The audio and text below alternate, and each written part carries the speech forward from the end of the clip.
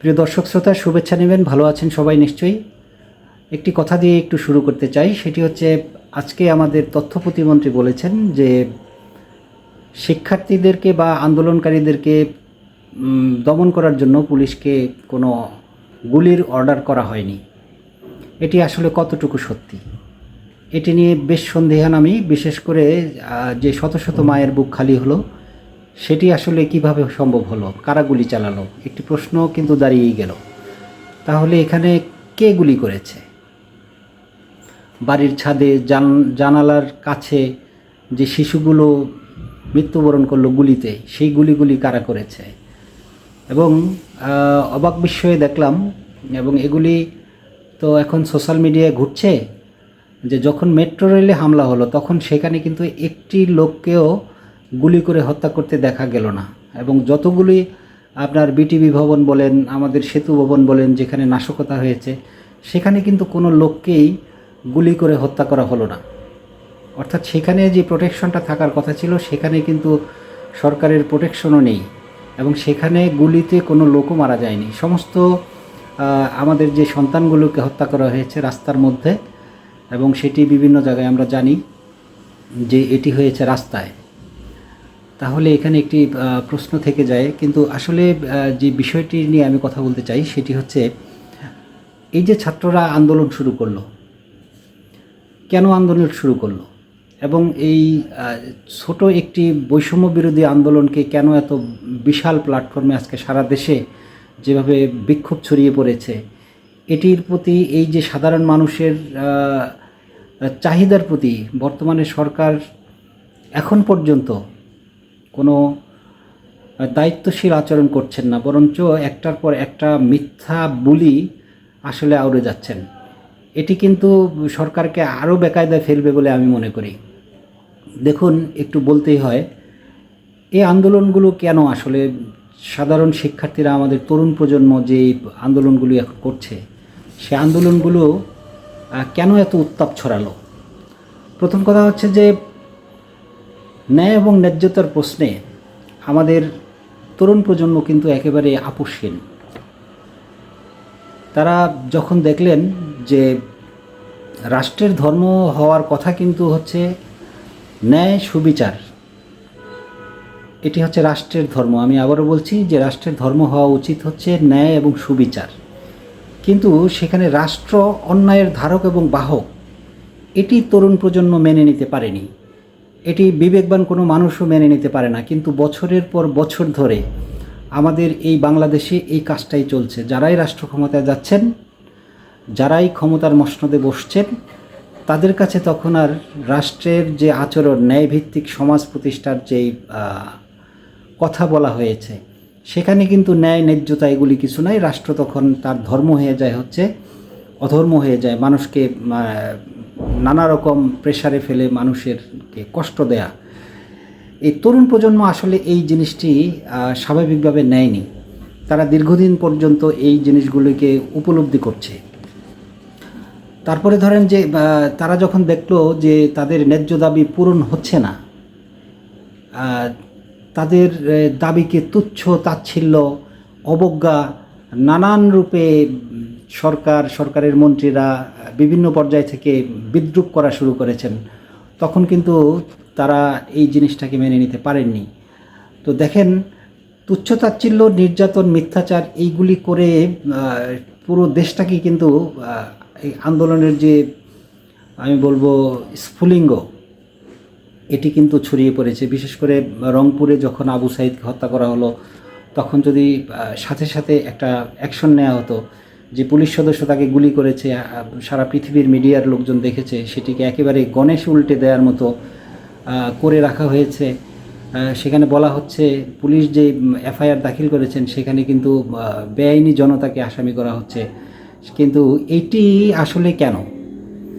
এই যে সারা পৃথিবীর মানুষজন দেখলো যে কিভাবে তাকে গুলি করে হত্যা করা হলো, একটা সাধারণ ছেলে দাঁড়িয়ে আছে সাধারণ একটা লাঠি হাতে নিয়ে, তাকে একের পর এক গুলি করে মেরে ফেলাই হলো। অথচ সেখানে যে এফআইআর দাখিল করা হলো, সেখানে বলা হচ্ছে যে বেআইনি কিছু অস্ত্রধারী লোক নাকি তাকে হত্যা করেছে। তো দেখুন, বৈষম্যটা সমাজে এমন অবস্থায় পৌঁছে গিয়েছিল যেগুলি আমাদের তরুণ প্রজন্ম আসলে সহ্য করতে পারছিলেন না। যেমন ধরুন, আমাদের সমাজের সাধারণ মানুষগুলো দ্রব্যমূল্যের ঊর্ধ্বগতিতে একেবারে নাবিশ্বাস, যেখানে তাদের সাধারণভাবে চলাফেরা করাটাই প্রায় অনেক কষ্টের হয়ে যাচ্ছিল, সেখানে সরকার কাঠামোর ভিতরে যারা থাকেন তারা সীমাহীন ভোগবিলাসিতায় নিজেদেরকে সামিল করলেন। তো এগুলি তো প্রকাশ্য, এগুলি মানুষ দেখে না। যে আপনি একটা সরকার পরিচালনা করতে গিয়ে বা আপনার সরকারে যারা থাকেন তারা সীমাহীন ভোগ বিলাসে নিজেদেরকে ডুবিয়ে রাখছেন, অন্যদিকে দেশের বেশিরভাগ মানুষ কত কষ্ট করে জীবনযাপন করে, আর আপনারা এক একজন সংসদ সদস্য, চেয়ারম্যান, মেম্বার, মানে সমাজে যারা আছে, অর্থাৎ এই ক্ষমতার বলয়ের মধ্যে যারা আছে, তারা কিন্তু সীমাহীন ভোগবিলাসে নিজেদেরকে মত্ত করেছে। এগুলি কিন্তু তরুণ প্রজন্ম দেখেছে, সাথে সাথে অন্য মানুষরাও দেখেছে, তারা জেগে ওঠার চেষ্টা করেছে কিন্তু তারা পারেনি। কিন্তু আমাদের তরুণ প্রজন্ম কিন্তু সেটি তাদের হৃদয়ে লালন করে তারা কিন্তু রাস্তায় বেরিয়ে গেছে। যেই বিষয়টাকে খুব সহজেই সমাধান করা যেত সেটি আসলে অনেক দূর গড়িয়ে গেছে। কিন্তু এখানে একটা লজিক কাজ করেছে অবশ্য, যে এটি বলতে হয় যে সৃষ্টিকর্তা আসলে কোথা থেকে কোথায় কাকে কিভাবে নিয়ে যান, কোন জিনিসকে, এটি যদি মানুষ ভবিষ্যৎবাণী করতে পারতো তাইলে হয়তো মানুষ সংশোধন হতো। কিন্তু সেই সুযোগটা তারা, বিশেষ করে ক্ষমতার বলয়ে যারা থাকে, তারা কখনোই এগুলোকে পাত্তা দেন না। তো যা হবার তাই হয়েছে। সারা বাংলাদেশে এখন যেটি দেখছি, আমি আগেও বলেছি, ন্যায় এবং ন্যায্যতার প্রশ্নে যে আপসহীন সংগ্রাম শুরু হয়েছে, এই সংগ্রাম খুব সহজে থামবে না। এবং এটি কারা আসলে করবেন, এই যে বিচার বিভাগীয় তদন্ত কমিটি গঠন করা হয়েছে, এখন বলতে আসলে দ্বিধা নেই। আমাদের বিচারালয়গুলিতে যারা বিচার কার্য পরিচালনা করেন তারা প্রত্যেকটা লোক দলান্ধ, দল ছাড়া এখানে আমি তো কোনো বিচারপতি দেখি না। আমি আপনারা দেখেছেন কিনা আমি জানি না, যে কোনো সরকারের আমলেই এটি খুবই দুষ্প্রাপ্য আমি বলবো, যে যারা বিচারক হন তারাও কিন্তু দলীয় বিবেচনায় ওই বিচারক পর্যায়ে গিয়ে বসেন। ব্যতিক্রম আছে হয়তো বা দুই একটা, যারা জজ হন বা পরীক্ষা দিয়ে বিসিএসের মাধ্যমে আসেন, তাদের থেকে হয়তো বিষয়টা একটু ভিন্ন হতে পারে দু একজনের ক্ষেত্রে। কিন্তু বেশিরভাগ ক্ষেত্রেই আমরা দেখলাম যে যারা দলীয় বিবেচনায় আসেন তারাই সাধারণত বিচারপতি হন। তো এই বিচারপতিদেরকে দিয়ে আবার কি বিচারণ করানো হবে, এটি আমার আসলে বোধগম্য নয়। এবং এই পর্যন্ত বাংলাদেশে যতগুলো বিচার বিভাগীয় তদন্ত কমিশন হয়েছে সেগুলোর আলোর মুখ দেখেছি কিনা আমরা, আমার তো যতটুকু মনে পড়ে আমি দেখিনি যে পূর্ণাঙ্গ কোনো তদন্ত কমিশনের রিপোর্ট হয়েছে। তো সর্বোপরি কথা হলো কি, যে এই যে বৈষম্য, এই বৈষম্যটা কিন্তু দৃশ্যমান হয়ে গেছে। তো এখান থেকে সতর্ক যদি না হই আমরা, তাহলে এই তরুণ প্রজন্ম কেন, এখন আমরা সবাই মিলে চাচ্ছি যে রাষ্ট্রের সংস্কার প্রয়োজন। প্রত্যেকটা ক্ষেত্রে, প্রত্যেকটা সেক্টরে যখন অফিসে যাওয়া হয় তখন দেখা যায় যে সেখানে ঘুষ ছাড়া কোনো কাজ হয় না। এখানে নীতি নৈতিকতার কোনো বাজ বিচার নেই। এখানে নির্দ্বিধায় সাবেক এক মন্ত্রী তো বলেই গেছেন যে ঘুষকে তিনি মানে এটাকে কি বলে স্পিড মানি হিসেবে বিবেচনা করেছেন। তো সমাজের যে এত অসঙ্গতি, এই সমাজটা আসলে কোথায় গিয়ে দাঁড়িয়েছে। তো এখন একটি সুযোগ আমাদের সামনে এসছে যে না, রাষ্ট্রটাকে আসলে সংস্কার করতেই হবে। রাষ্ট্রের এই যে ডালপালাগুলো একেবারে পচে ধ্বংস হয়ে গেছে, সমস্ত জায়গাগুলি আপনি দেখেন, অফিস বলেন, আদালত বলেন, একেবারে দলীয় সেই গ্রাম পর্যায় পর্যন্ত দেখেন। সবচাইতে অবাক করা বিষয়, এবং এগুলি বিভিন্ন রাজনৈতিক দলের সময় হয়েছে, তাদের যে অফিসগুলো থাকে এই গ্রামে গঞ্জে শহরে সমস্ত জায়গায়, সেখানে বসে আসলে কি কাজ হয়?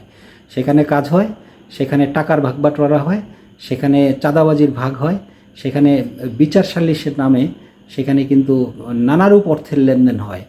তো এই যে সমগ্র বিষয়টা আসলে পচে গেছে, ন্যায় এবং ন্যায্যতা সমাজের একটি জায়গায়ও নেই। তো সে কারণে যে আজকে আমি আমার আগের ভিডিওতে বলেছি যে তরুণ প্রজন্মকে, পুরো দেশবাসীকে আমি স্যালুট জানিয়েছি এই কারণেই যে তারা এইসব বিষয়গুলো নিয়ে একেবারে সোচ্চার হয়েছেন এবং সবাই আন্দোলনে শরিক হচ্ছেন। এখন দেখা যাচ্ছে যে দেশের যারা কখনো কোনো দলের সাথে সংশ্লিষ্ট ছিলেন না বা আছেন, তারা সবাই মিলে কিন্তু আন্দোলনে শরিক হয়ে গেছেন। সেটি হচ্ছে আস্তে আস্তে কিন্তু এর দফা বেড়ে যাচ্ছে। আজকে দেখেন একেবারে এটি সাধারণ মানুষও বুঝে যে যখন এই 6 সদস্যকে আপনি ডিবি কার্যালয়ে নিয়ে আটকে দিলেন, সেখানে হাইকোর্টে একটা রিট হলো যে তাদেরকে কেন ছেড়ে দেওয়া হবে না এবং পুলিশ কেন গুলি করবে, এটি যেন করতে না পারে। সেখানে হঠাৎ করে আমাদের বিচারপতি একেবারে ডায়রিয়ায় অসুস্থ হয়ে গেলেন। কিসের অসুস্থ হয়ে গেলেন?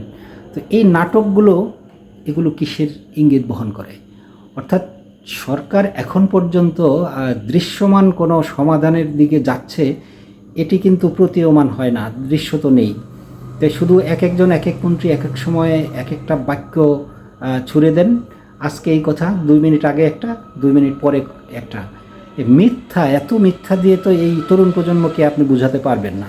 সবাই নাটক বুঝে, সবাই সব কিছু বুঝে। একজন সাধারণ খেটে খাওয়া দিনমজুর, রিক্সাওয়ালা, এরা সবাই কিন্তু এখন এইসব খুব ভালোভাবে বুঝে।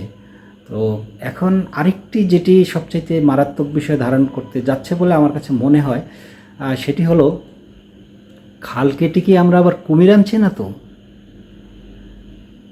সেই বিষয়টি হচ্ছে এরকম যে আপনি এখন জাতিসংঘ আসবে আমাদের এখানে তদন্ত করতে।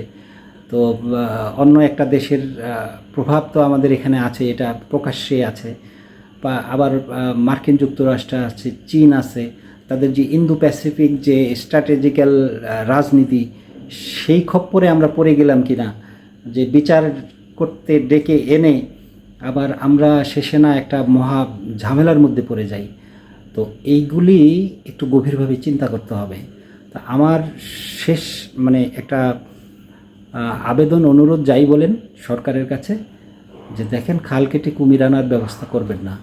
যদি সরকারের পদত্যাগ এখন সবাই চাচ্ছে, এটি একেবারে পরিষ্কার হয়ে যাচ্ছে যে দিনের আলোর মতো বিভিন্ন সেক্টর থেকে সরকারের পদত্যাগের প্রশ্ন আসছে।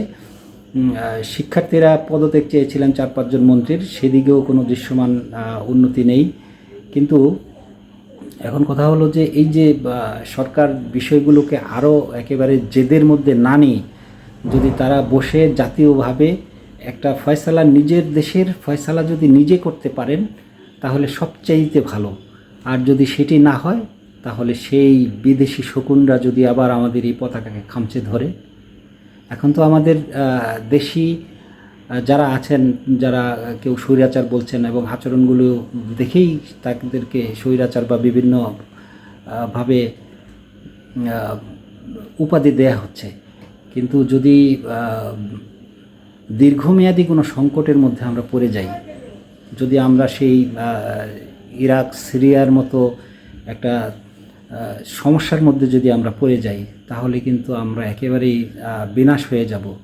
তো এই কারণে আমি দেশের সচেতন সকল নাগরিককে অনুরোধ জানাবো এই বিষয়গুলো নিয়ে অত্যন্ত সতর্ক থাকার জন্য। কারণ এখানে নানামুখী ষড়যন্ত্র কিন্তু আসলে চলছে, দেশীয় আন্তর্জাতিক। আমি বলবো যে দেখলাম আবার হঠাৎ আজকে যে একটা রাজনৈতিক দলকে নিষিদ্ধ করা হলো। এইগুলি কিন্তু এখন আর দর্শক বা জনগণ বা আমাদের তরুণ প্রজন্ম এগুলির দিকে কোনো পাত্তাই নেই। কে সিদ্ধ হলো, কে নিষিদ্ধ হলো, কিন্তু তাদের একটা মন মগজে বিষয় ঢুকে গেছে, সেটি হচ্ছে ন্যায় এবং ন্যায্যতার প্রশ্নে তারা কিন্তু আপোষহীন।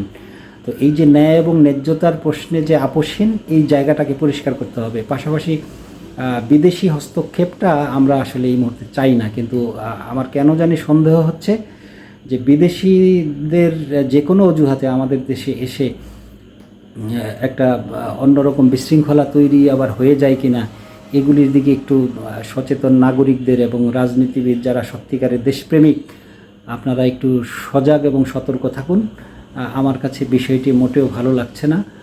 এই ব্যাপারে বিশেষ করে সরকারকে একটু অগ্রণী ভূমিকা পালন করার জন্য আমি বলবো যে আপনি যদি মনে করেন দেশকে ভালোবাসেন, দেশের মানুষের চাহিদা, তরুণ প্রজন্মের চাহিদা, সবার চাহিদাটা যদি আপনি হৃদয়ে ধারণ করেন, তাহলে সসম্মানে আপনারা পদত্যাগ করতে পারেন।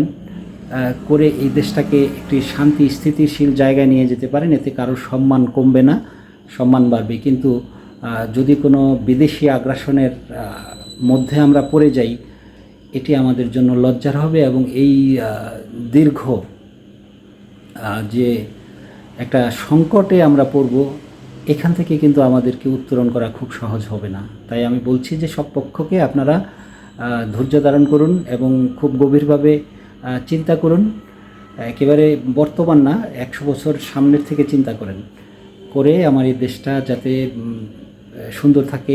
যা হবার হয়ে গেছে, কিন্তু এই যে ন্যায় এবং ন্যায্যতার প্রশ্নে আবারও বলছি যে কোনো মিথ্যার প্রয়োজন নেই।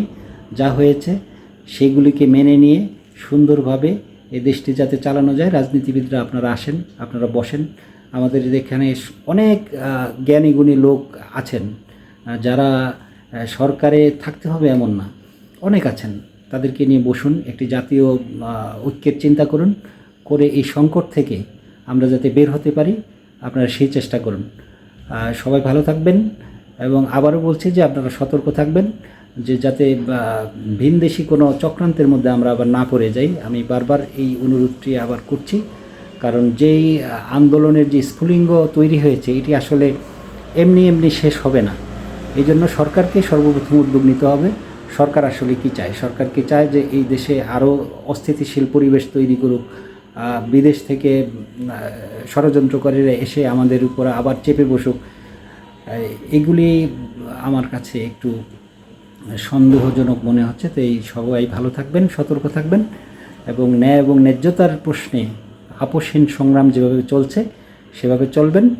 এবং আমি আবারও বলছি, যাবতীয় অন্যায়ের বিরুদ্ধে আমাদের আন্দোলন, ন্যায় প্রতিষ্ঠার জন্য আমাদের আন্দোলন, এবং এই আন্দোলনে সবাই শরিক হবেন এবং আমরা আমাদের এই দেশটিকে, এই রাষ্ট্রটিকে একটি ন্যায় এবং ন্যায্যতার ভিত্তিতে একটি আদর্শ রাষ্ট্র হিসেবে আমি দেখতে চাই। সবাই ভালো থাকবেন, ধন্যবাদ।